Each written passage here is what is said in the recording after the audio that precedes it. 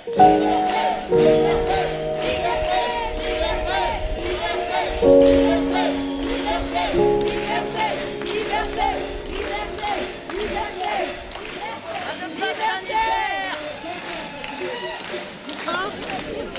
on porte atteinte aussi à notre corps psychologique, à notre corps émotionnel et à notre corps spirituel.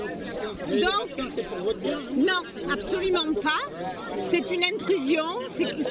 En plus, c'est une injection expérimentale et génétique, donc personne ne sait ce que ça va donner, et moi j'ai pas envie de servir de souris de laboratoire, voilà, c'est ça.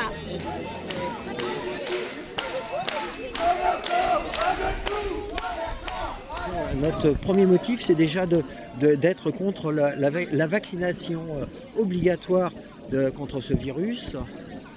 Et la deuxième, c'est d'être contre le pass sanitaire.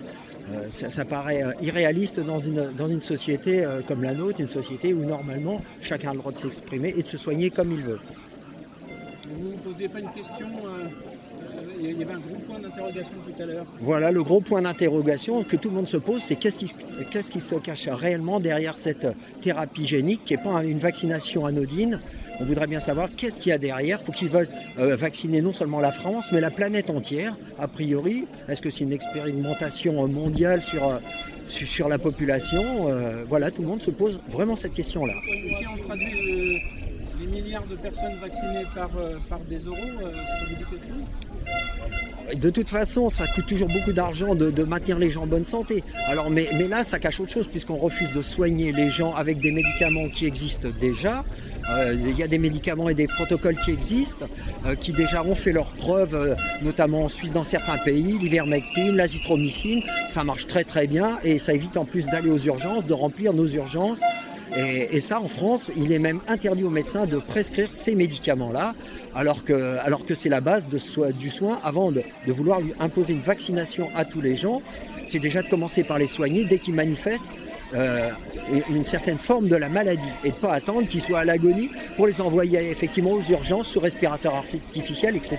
Quoi. Il y a une réponse à votre interrogation là. Une réponse, je reste quand même toujours dans l'expectative d'en savoir plus.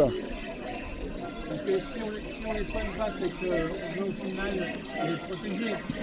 Non, c'est une fausse.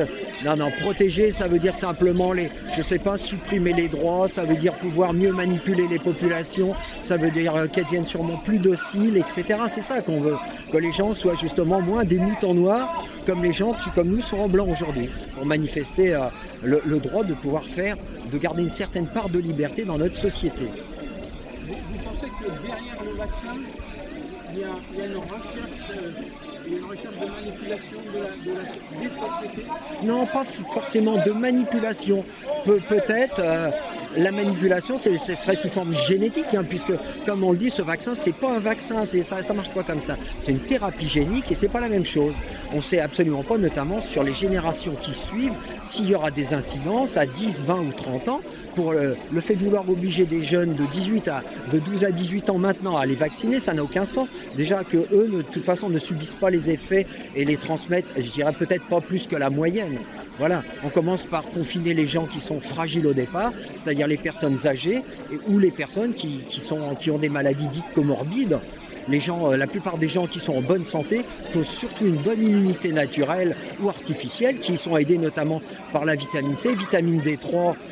Voilà, ça marche très bien. Et puis de l'aspirine, parce qu'on sait très bien qu'il faut fluidifier le sang pour lutter contre les virus. Ça, c'est la base des gens en bonne santé. Et puis le mode de vie, c'est peut-être ça sur lequel devraient travailler les gouvernements, c'est se poser la question, pourquoi moi, quand j'étais gamin, dans la classe, il y avait 3% de gros, c'est-à-dire 1 sur 30, et qu'aujourd'hui, il y en a 30% qui sont, sans être obèses, qui sont déjà en surpoids. Ça, c'est le mode de vie, c'est-à-dire c'est en fait tout notre système actuel qui a à revoir si on veut maintenir les gens en bonne santé.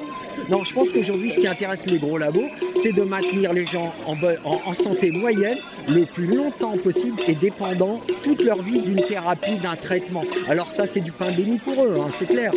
Voilà, tout est ramené au business. On voit bien que tous les pays n'ont pas évolué de la même façon. Certains pays ont accepté les traitements. Il y en a tous d'ailleurs n'avaient pas les moyens d'acheter les vaccins.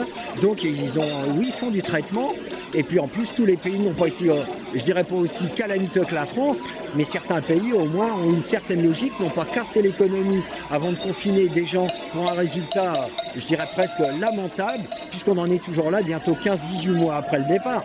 Si ça fonctionnait, ben aujourd'hui on n'en parlerait plus. Or, on voit bien qu'on repart éternellement. Voilà, donc c'est l'histoire sans fin, quoi. Et c'est pas le fait de vouloir vacciner les gens, enfin vacciner comme j'ai déjà dit, c'est pas un vaccin. De toute façon, on voit bien que les pays comme Israël maintenant, avec des gens qui ont déjà 2 doses, eh ben, ils atterrissent quand même à l'hôpital, voire aux urgences.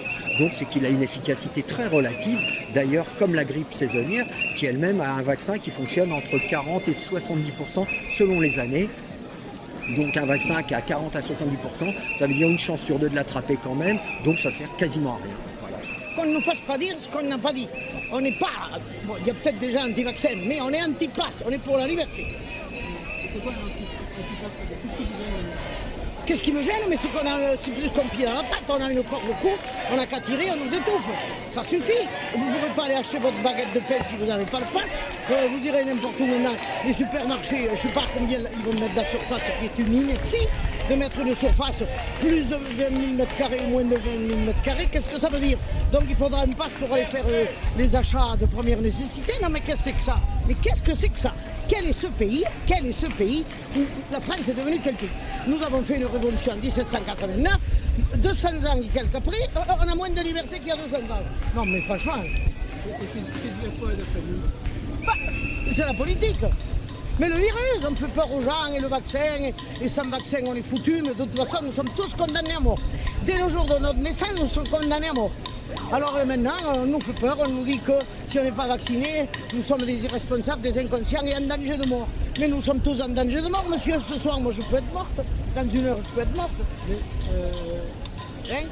On passe de la peur à la terreur là, non? Terreur, oui, psychologique, pathologique, oui. La terreur, je ne voudrais pas employer ce mot parce que la terreur a régné en 1791 avec Robespierre. Alors ne parlons pas de cet temps-là qui a fait tomber des têtes plus que de raison certainement. Hein. La terreur, c'est en 1791. Non, n'exagérons rien. On n'est pas revenu au temps de la terreur, mais on subit des lois complètement scélérates qui font qu'on nous bouffe toute nos libertés, on nous grignote toute nos libertés. Et le prochain pass, il sera pour quoi? Le prochain pass, il va être pour le carbone, il va être pour quoi? On va bien encore nous en inventer un autre pass. Tout ça nous conditionne et nous réduit nos libertés à des miettes, c'est tout.